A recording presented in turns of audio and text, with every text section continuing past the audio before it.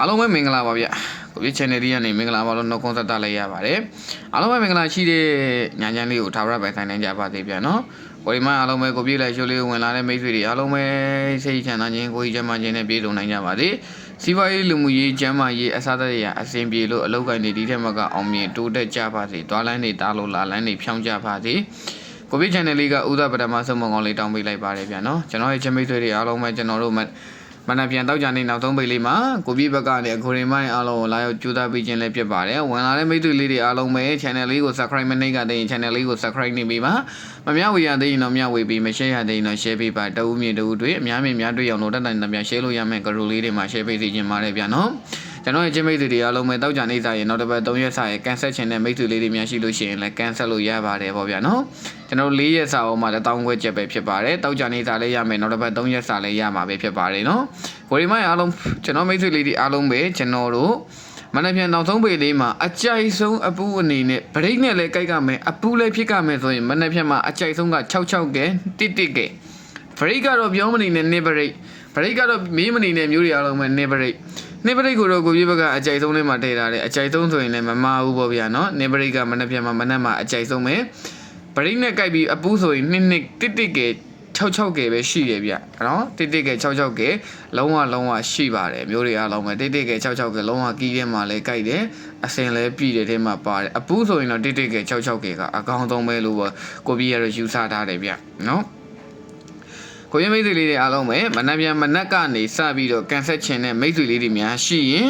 ကိုပြရဲ့ပင်ထောက်ပေးမယ်ဖုန်းနံပါတ်လေးကိုဟယ်လိုလေးပဲလုပ်လိုက်ပြီးကန်ဆက်ကြီးလေးကိုဆက်သွယ်လို့ရပါတယ်ဗျနော်လိုက်ရှိုးလေးပြီးရင်ကိုပြကန်ဆက်ကြီးလေးကိုကိုပြမိတ်ဆွေတွေအားလုံးကန်ဆက်ကြီးနဲ့မိတ်ဆွေလေးတွေကိုကျွန်တော်တို့ပင်နယ်လေးထောက်ပေးထားပါမယ်ဗျနော်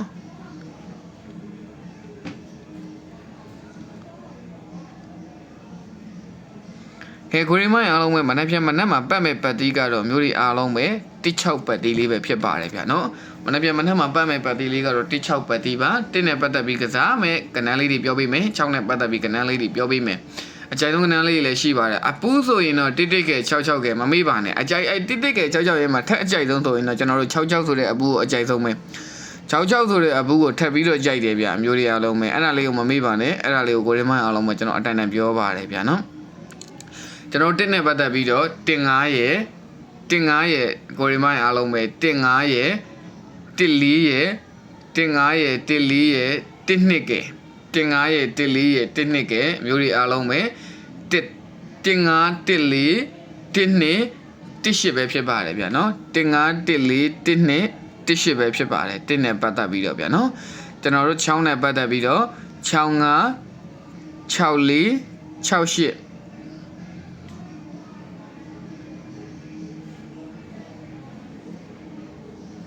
6865 64 68ကိုရီမိုင်းအားလုံးပဲ60နဲ့မှ2เนาะ64 65 68 62ပဲဖြစ်ပါတယ်အကြိုက်ဆုံးကနန်းတစ်ခွက်ကောင်းလေးကိုပြပါဆိုရင်တော့ချင်းမိတ်ဆွေတွေအားလုံးပဲ